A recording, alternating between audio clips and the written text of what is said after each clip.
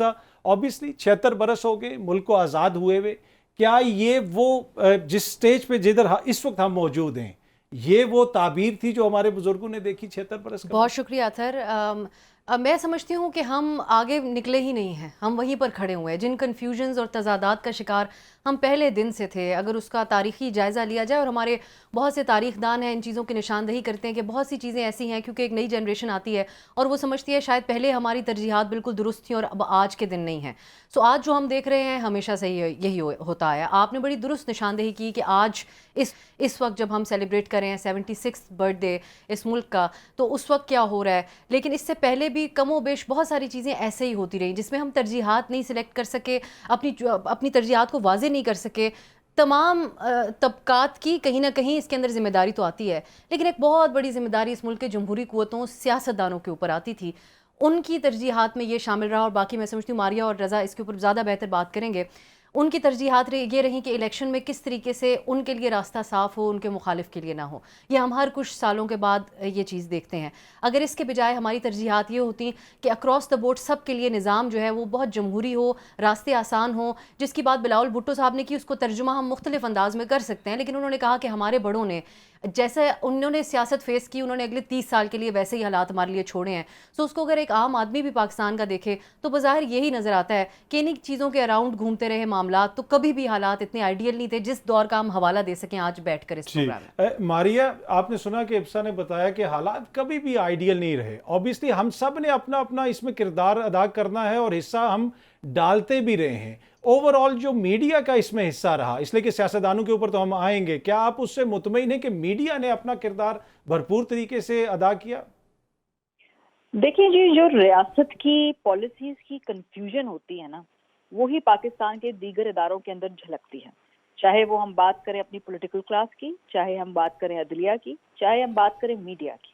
सो जो मुल्क की समत का तयन तो स्टेट ने करना होता है। मुझे बड़ी हैरत होती है, बल्कि थोड़ी सी लोगों की लाइलमी के ऊपर हंसी भी आती है, जब आज हम एक दूसरे से यौम आज़ादी पे सवाल पूछ रहे हैं कि हमारे इर्द गिर्द इतनी नफरत क्यों है, हमारे इर्द गिर्द इतनी पोलराइजेशन क्यों है। आज आपने देखा हिना भट्ट साहिबा की एक वीडियो वायरल हुई, बहुत ही अफसोसनाक बात है। वो अपने बेटे के साथ थी, एक बेटे को, अपनी माँ को इस तरह से हरास होते हुए, बुली होते हुए, उन पे अटैक होते हुए देखना, मेरी दुआ है हम ऐसा पाकिस्तान बनाएं जिस दिन ऐसा, जहाँ ये इमेज ना हो। लेकिन मुझे अफसोस हुआ वो देखकर। सो जब हम एक दूसरे से पूछते हैं, देखिए ना इतनी नफरत हो गई है, ये क्यों हो रहा है, तो हम क्यों इतने ज्यादा चौंक जाते हैं। भाई, आपने जब नफरत की फसल बोई है तो आप वही काटेंगे ना। 76 साल से आज आप कहते हैं जी कि तहरीक इंसाफ आ गई, उसने इतनी पोलराइजेशन कर दी और मुल्क में आपने लोगों को बांट दिया। तहरीक इंसाफ जो है ये रियासती पॉलिसीज का एक मैनिफेस्टेशन ही है ना। उससे पीछे चले जाए, जितनी भी हमारी इस मुल्क के अंदर ये होती रही हैं हमेशा से आमरीत, उसके अंदर हम क्या मुल्क में करते रहे हैं। या तो हमने ज़ियाउल हक साहब की इस्लामाइजेशन पॉलिसीज को लाइन को टो किया, उसने भी मुल्क में नफरत बांटी, उसने भी मुल्क में डिवाइड बांटी। सो 75 साल से जब रियासत आपको नफरत करने वाले लोगों को बैक करते हुए दिखाई देती है, चाहे वो एथनिक बेसिस पे हो, चाहे वो रिलीजियस बेसिस पे हो, चाहे वो सेक्टेरियन बेसिस पे हो, चाहे वो पॉलिटिकल बेसिस पे हो, तो फिर उसके नताइज तो यही आएंगे ना। तो आज जब एकदम हम उठ के पूछते हैं कि ये क्यों हो रहा है, इसलिए हो रहा है कि हमने इस मुल्क के वसाइल, रिसोर्सेज, जो नफरत बांटने वाले एलिमेंट्स हैं उनके साथ खड़े होकर उनकी आइडियोलॉजी को प्रोपगेट करने में लगाए ना।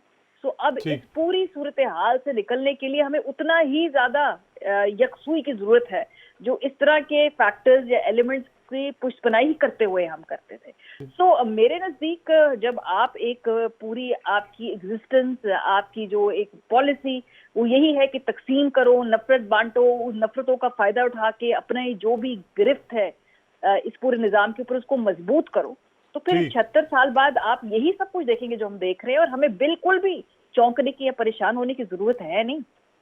अच्छा, रजा साहब, आपने सुना मारिया ने जो कहा और इब्सा ने भी जो कहा वो भी सुना, पर कहीं ना कहीं देखें, हम रियासत का तो जिक्र करते हैं, सियासतदानों का भी जिक्र करते हैं, पर इस मुल्क के अंदर जो बयानिया बनता है उसमें आप जैसी शख्सियात और जितने भी यहाँ पे पैनल पे मौजूद लोग हैं, आप सबका हिस्सा होता है। تو کیا ہم نے وہ حصہ ڈالا جہاں پہ ہم یہ نفرتیں کم کر سکیں، ہم اس طرح کی پولرائزیشن کو کم کر سکیں، یا پھر ہم بھی اس کا ایندھن بنے؟ شکریہ دیکھیے بات یہ ہے کہ میڈیا جو ہے وہ یہ بات ہے کہ وہ معاشرے سے کچھ الگ نہیں ہوتا، بلکہ بہت سے لوگ تو اس کو ریاست کا ایک ستون بھی کہتے ہیں آپ وہ، اور یا فارملی تو نہیں لیکن انفارملی. اور بالکل جو آپ کا سوال ہے آج 14 اگست کے حوالے سے، میں سمجھتا ہوں کہ میڈیا کا بہت بڑا ایک رول ہے موجودہ جو پاکستان میں مختلف قسم کے بحران ہمیں لاحق ہیں، اور جو 25 کروڑ عوام کو جو مسائل درپیش ہیں، تو یقیناً میڈیا اپنے آپ کو ایبزارو نہیں کر سکتا. اور یہ خصوصاً پچھلے تقریباً 20 سالوں میں جو میڈیا کا ایک روش رہی ہے، جب سے میڈیا ڈی ریگولیٹ ہوا ہے اور پرائیویٹ میڈیا کو فروغ ملا ہے، تو جہاں اچھی چیزیں ہوئی ہیں وہاں پہ اس کے نقصانات بھی ہوئے ہیں. اور نقصانات اس کا یہی ہے کہ ہم نے دیکھا ہے کہ پچھلے چند سالوں میں جو آپ نے پولرائزیشن کا ذکر کیا، اور ایک جسے کہتے ہیں تقسیم جو معاشرے میں بڑی واضح طور پر بن چکی ہے سیاسی خطوط کے اوپر، اس میں میڈیا کا ایک بہت بڑا ہاتھ رہا ہے انفارچونیٹلی. اور میں سمجھتا ہوں کہ یہ بالکل آج کا دن اہم دن ہے کہ اس دن کچھ تھوڑی ریفلیکشن بھی ہو اور کچھ سوچ بچار بھی کیا جائے کہ کس طرح سے اس کو کم کرنا ہے اگر ہم نے پاکستان کو مزید تقسیم سے اور نفرتوں سے بچانا ہے.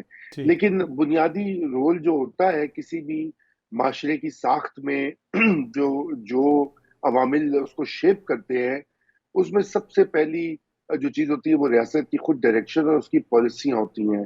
انفارچونیٹلی پچھلے 76 سال سے وہ جو پالیسیز ہیں وہ یکے بعد دیگرے انہوں نے لوگوں کو مایوس ہی کیا ہے، کیونکہ وہ پرو پیپل یا عوام دوست پالیسیز نہیں تھی، وہ عوام خوش پالیسیز ہی رہی ہیں. ہم اس کے اوپر اور بات کر لیتے ہیں آگے بڑھ کر. ٹھیک. اب آپ نے سنا، دیکھیں ابھی ہنا پرویز بٹ صاحبہ کا بھی ذکر کیا ماریہ نے، بڑا انفارچونیٹ انسیڈنٹ پیش آیا جس طریقے سے ان کو ٹارگٹ کیا گیا. یہ وہ پولرائزیشن ہے جس کا ہم ذکر کر رہے ہیں. لیکن ہماری جو سیاسی اخلاقیات ہیں اور ہماری جو صحافتی اخلاقیات، اگر ادھر ہم دیکھیں پچھلے ایک ہفتے کے دوران ہمیں جو کیا چیز ڈومینیٹ کرتی رہی، ایک خاتون کی مبینہ ڈائری. جب ہماری صحافت یہاں پہ آ کے ختم ہو جائے گی تو پھر کیا اس میں تھوڑا بہت پھر ہمارا بھی تو اپنا قصور ہے نا؟ وہ تو ہے، لیکن یہ ہے کہ اتھر پھر کسی ایک کو ہم تنقید کا نشانہ بنا جب نہ سکیں تو پھر ایک پورے اوور آل جو ایک حالات و واقعات ہوتے ہیں اس کا کوئی تبصرہ نہیں کیا جا سکتا، کسی ایک کو ذمہ داری نہیں ٹھہرائی دی جا سکتی. جہاں پر آج اسلام آباد سے بیٹھ کے آپ، میں اور ماریہ بھی کام کرتے ہیں، ہم یہ جانتے ہیں کہ ہمارے بہت سارے کالیگز ہیں جو بڑے دباؤ کے باوجود اپنے فرائض انجام دیتے ہیں، اور وہ ہر دور کے اندر جو ہے وہ تنقید کا سامنا کرتے ہیں. پی ٹی آئی کے دور میں یہ اس لیے ان پہ الزام رہتا تھا کہ انہوں نے بہت موبلائز کیا سوشل میڈیا کی حد تک لوگوں کو، اور اس میں پھر وہ جو ایک بدتمیزی کا ایلیمنٹ اور ایک منظم انداز سے کسی کے خلاف کیمپین کا معاملہ تھا.